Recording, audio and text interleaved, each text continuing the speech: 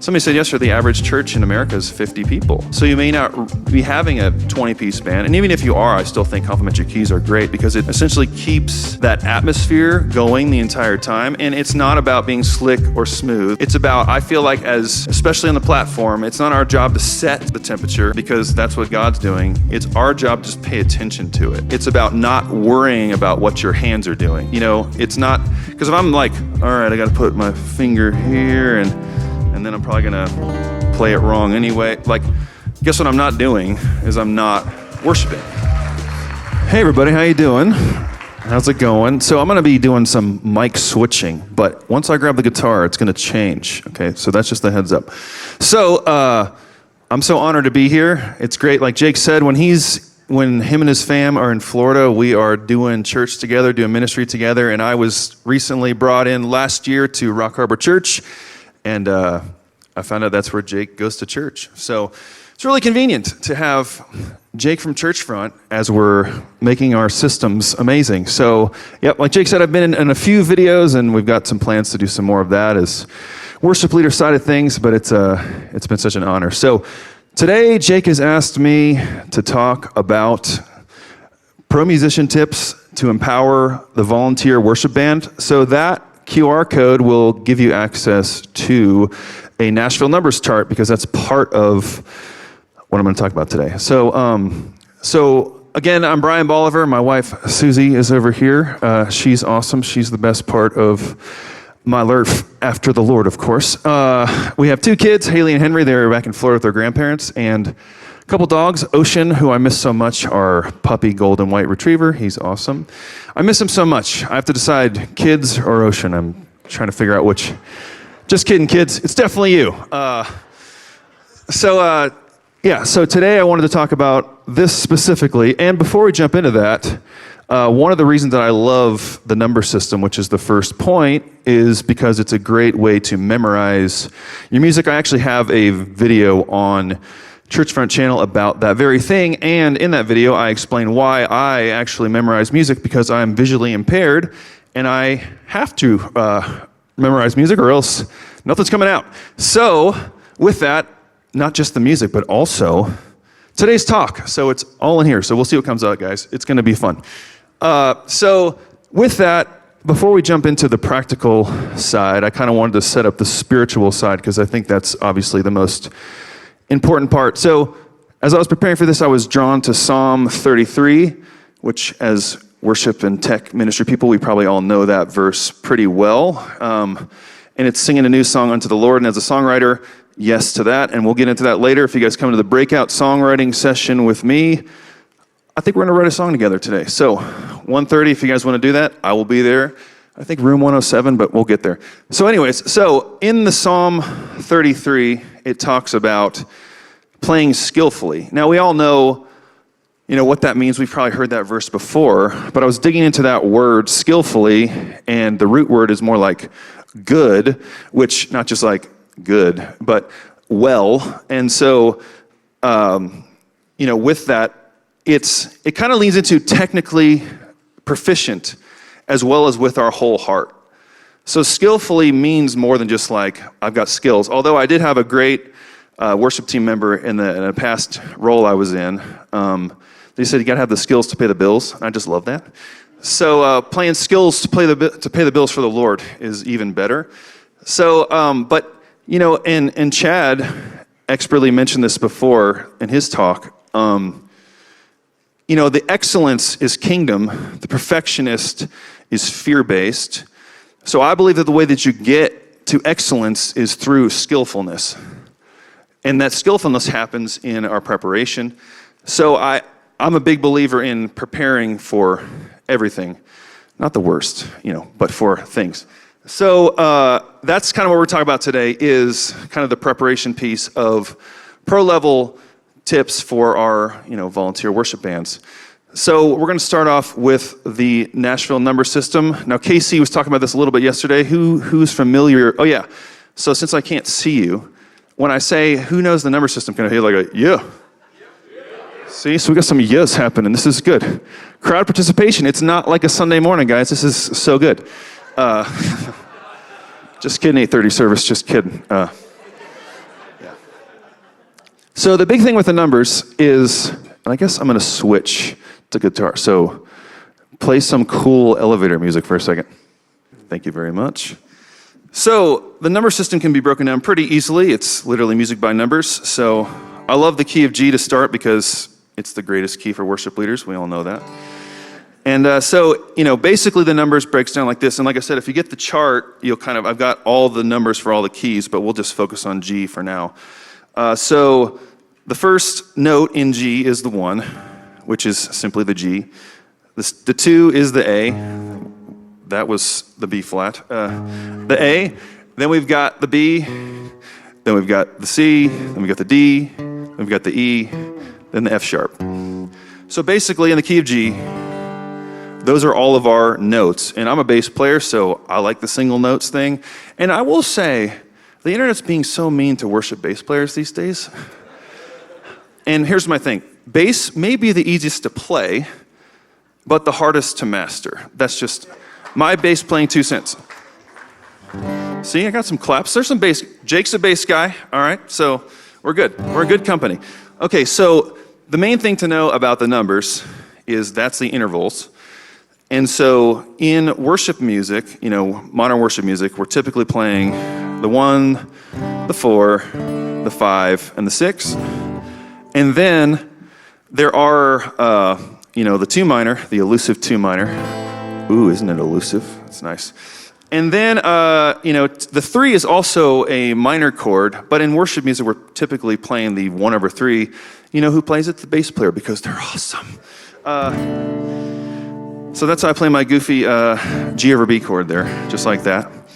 And so technically it's a 3 minor. The only song that I can think of that actually plays the real E minor, the 3 minor, is Worthy of It All on the bridge. So every other time that I ever hear it, it's just simply the slash chord. And then we're on to the 4 chord, which is the C in the key of G. And then the key of D, or sorry, not the key of D. The D chord is the 5. And then the 6 minor, which typically when we're playing, and the next phase is the shapes, but for now we're just kind of going through the basics of the numbers. So the 6 is always the minor 6. And then the 7, which is like a diminished chord. However, in worship, again, kind of like the 1/3, it's usually a slash chord, so typically we're playing the 5/7. Isn't that nice? And then we get into the 1 again. So that's a very quick explanation of what the numbers are.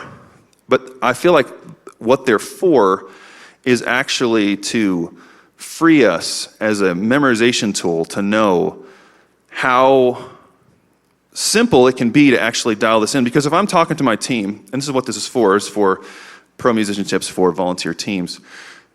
If I'm calling out numbers, it's a lot simpler than saying, okay, we're going to play the D over F sharp as we walk up to the G chord. You can literally just show them numbers or talk through it. And why that's really valuable is because you'll start to notice patterns in all these worship songs, because a lot of these songs are very similar. We're using the same chords. So it's a way to memorize the parts faster. And also, it's just an ear training technique that's really nice. So let's try, the 4 chord. This is a very common 4-1-6-5 progression. And as I'm playing that, you can probably think of a bunch of different worship songs that we're singing, in this exact progression. So the more we do it, the more we kind of will correlate, okay, I know how that feels. More so, like when I listen to music now, or if I'm learning a song, I can almost learn it as the first time I'm playing through it, because I've trained myself how to know how those chords are moving. And it's such an important part of music is how the chords move, because that's what emotes the emotion that we're after. Now, whether we're writing the songs ourselves or if we're playing them, taking the time to learn the numbers really helps just kind of tie all that together, And so I'm trying to think of, so in a way to say it is, you don't have to say like the number system, because I feel like a lot of worship team members are like, I'm just a volunteer, dude. I'm not trying to learn music theory here, But like, I think that's not wrong when you think of it as like, I'm going to try to like learn sheet music and, complicated chord. Like, this stuff is very simple because the people who are writing these songs to serve the church are writing them for volunteers to be able to play them. So they're not overly complex, although there is a bit of a trend of that happening right now. But the 2010s worship are some of my favorite songs of all time, and they kept it simple. Keep it simple, silly, right? That's how it goes. Okay, so obviously the numbers correlate to every key, and that's what's really powerful. So let's say, Great Are You, Lord, right? This is the 4. Love, you give light to the darkness. Okay, so that's in G, so the original is in A. All right, same progression. So we're still playing the 4, 1, 6, 5.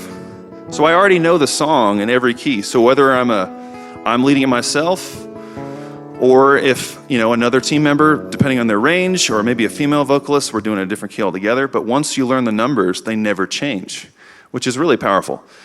So I love the numbers. And I know that it may seem intimidating or difficult, but in my experience, it actually makes everything so much simpler once you kind of get it under your fingers. And what I always suggest to people to do is take your favorite worship song that you probably already know by heart and just apply the numbers to it. And with Planning Center and Chart Builder, you can actually flip it to the numbers charts.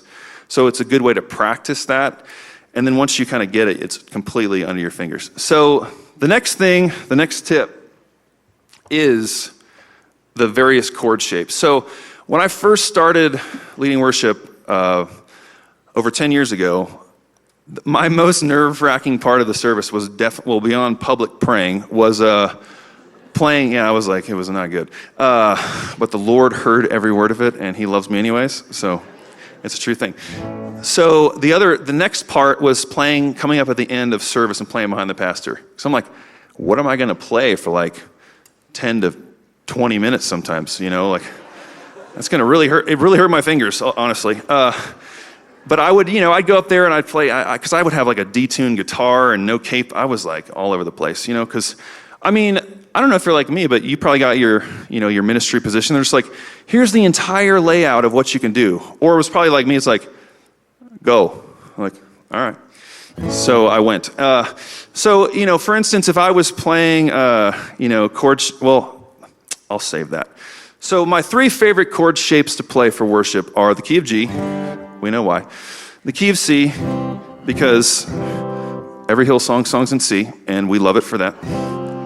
And then D shapes, because I feel like these 3 shapes are the most, they're the smoothest and the easiest to transition through, because I feel like especially specifically here as a worship leader or acoustic guitar or electric guitar player, we want chords to be able to kind of seamlessly flow together. And I've found that these 3 shapes tend to do that the best. And then when you have the capo, you can play any song in any key, but it's kind of foundationally built on the numbers. So, when we're playing and I won't go through like a guitar lesson, but when we go through key of G, kind of like we did, we're playing this G, and we play the C, and then we play the E minor, and we play the D sus or D, and I don't have to really think, because I think that's the point. It's not about being smooth or slick. It's about not worrying about what your hands are doing. It's not, because if I'm like, all right, I got to put my finger here, and then I'm probably gonna play it wrong anyway. Guess what I'm not doing is I'm not worshiping.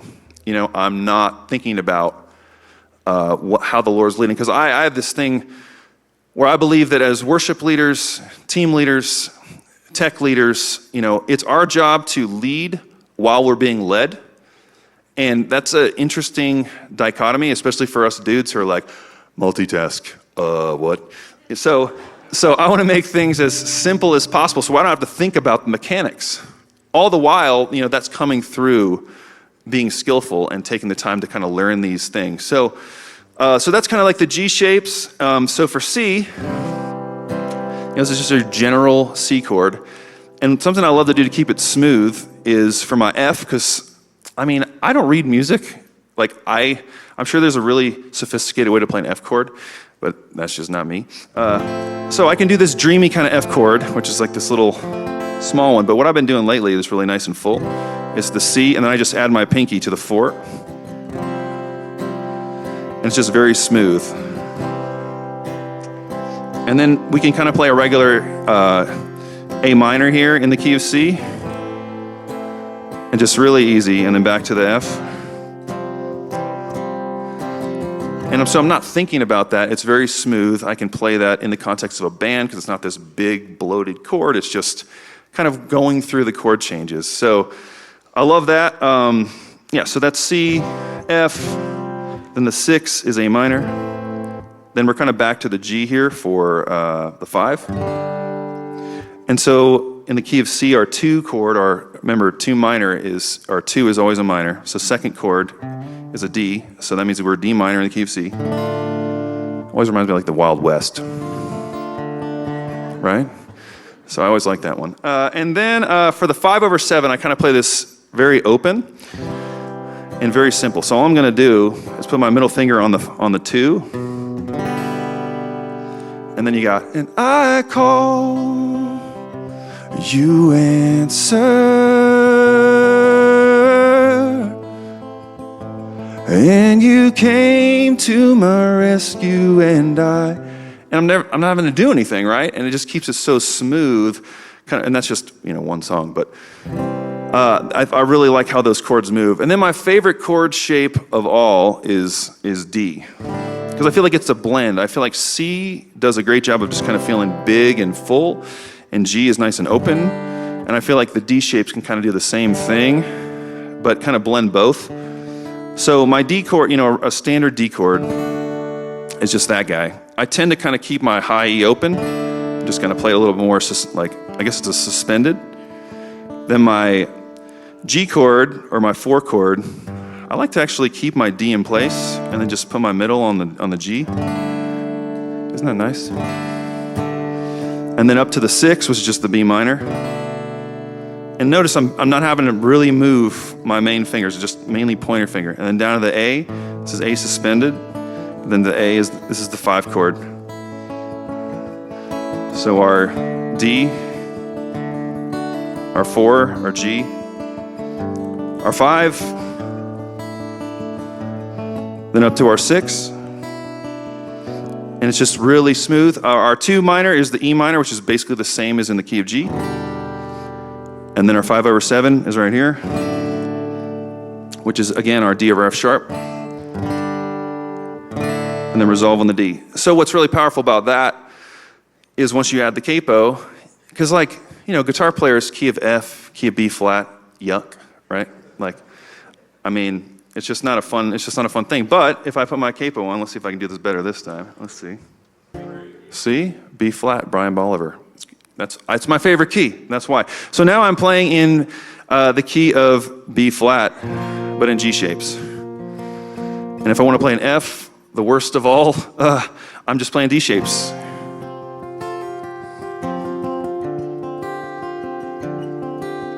And so I can smoothly transition into any kind of worship song, any kind of moment I want to, just by using these shapes, these same smooth shapes, with the use of a capo and just using these shapes. So I love that. So then the last part, the last tip that I'm really big into is complementary keys. So by show of hands, complementary keys, anybody?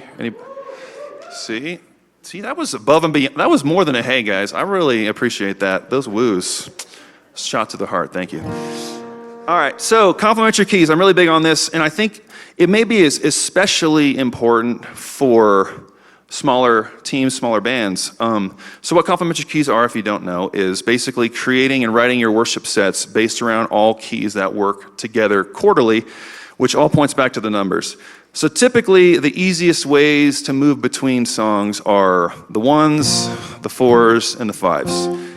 So those all work together really well. So right now we're in the key of B flat. So then if my first song is I Thank God, right? I thank God. All right, so we're B flat. So then I want to stay in B flat, I want to go to E flat, which is the 4, which is C shapes, or I want to go to F, which is D shapes. So then say, I thank God, and then I want to go, okay, female singer.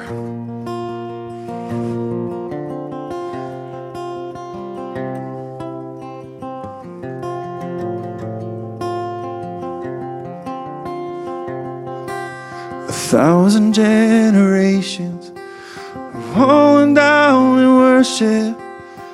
So I went from B flat to F, which sounds so ugly, but it can be so smooth just by using these chord shapes. But then, okay, so then we finish Holy Forever. Then I'm like, okay, Holy Forever's done. So I'm either gonna go from F back to B flat, which is the 5 or the 4, or I'm gonna go to the C. So I would probably go back to G shapes for B flat. So, holy, holy forever. I almost went the girl there. I went back. All right, that's fine. And then I would go like,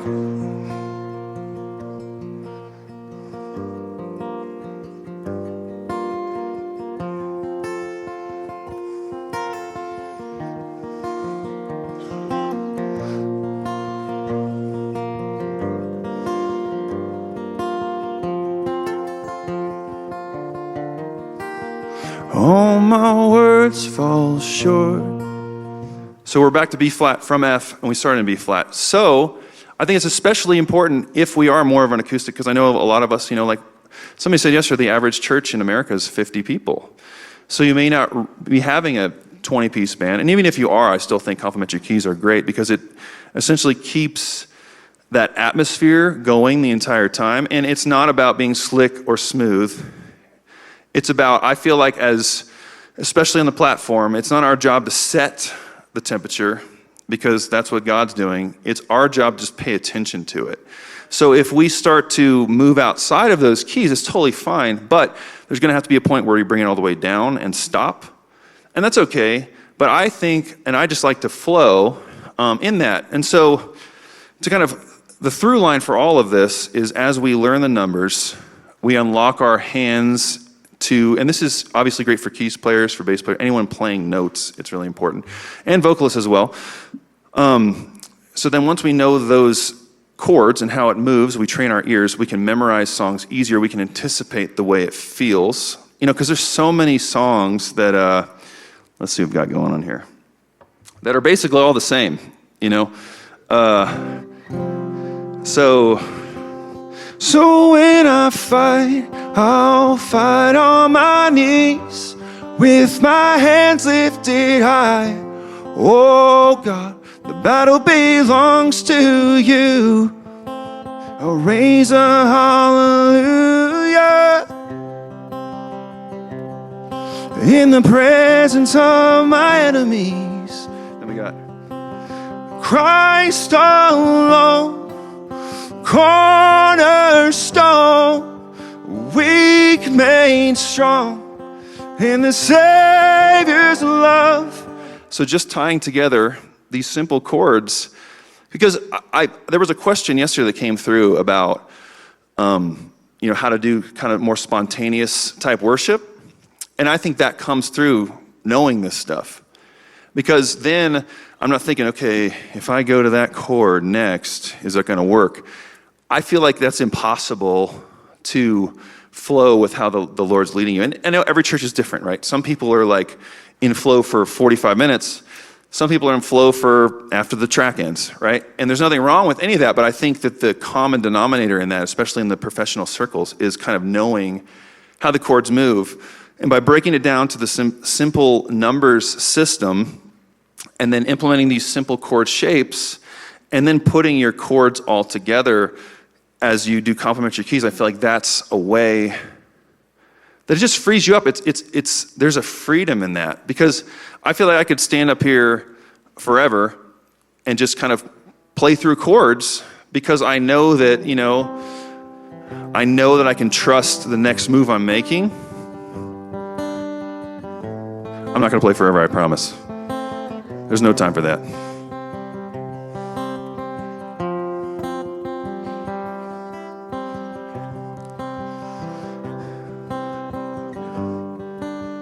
We're just kind of in this atmosphere. And this is just Battle Belongs progression, or Living Hope, because it's the same thing, different key. Thanks, Phil. And so in that space, if you're done with, you finish Battle Belongs and you crash out big, I call it the humble rumble. If you crash out big on C, and everyone, but then you just kind of go back in. And then you can just kind of chase after where God, and again, we're not trying to manufacture this. This is just an important way to be able to play. And kind of back to the thing that I stopped myself in going through, like this is how you play behind pastor at the end, really simply. Because I've learned that just kind of going through maybe arpeggios like this, and little finger movements help me from doing like bad notes and making my fingers bleed and all that unpretty stuff, So I can just stand behind and just do like hammers and stuff. And none of this is difficult. It's just kind of knowing where I'm going. So that's basically it. Having these three simple elements, I feel like is a way to truly unlock. And I know for me, like I said, when I started worship ministry 10 years ago, it wasn't like, here's what you do. It's like, you should be doing it. And I'm like, okay. So I started off just kind of doing all kinds of things. And so these are things that I've actually put under my fingers and practiced for a long time. And, I was in church for a season at a church locally, and then I was out of ministry. I didn't think I'd come back in, and then God opened a new door, and it's pretty amazing because that door led us to this moment, so it's really cool to get to be here and speak for you guys. And I hope that, hearing these simple kind of things you can implement. I didn't want to bring something that's like, okay, that sounds good, but I don't know if I can do that. I hope that, I'm not doing anything fancy, and if I can do it, you certainly can do it. Like I said, don't forget to grab that chart, and again, at 1:30, I'll be leading a songwriting breakout to where I have an idea where we'll just write a song together, because we are at Rock Harbor, because we've got all of this great gear and stuff together now. Now we're actually in the process of recording, and we're getting ready to release our Rock Harbor worship music in early 2025. So it's been a really fun process in that, as we've got all the LV1 and we've got the Pro Church lights going and all that stuff. And like we talked about earlier today, it's not about that in any way. And I always say, all of these tools are meant to bring more clarity to how God is speaking through our local body. And with that, if you have bad sound system and everyone's in the dark and, the microphones don't work, like how are we possibly going to get that important message of how God's speaking through our local body? So I'm a fan of the tech, and I thank you guys so much for listening. Hope you can apply this, and I'll see you at 1:30.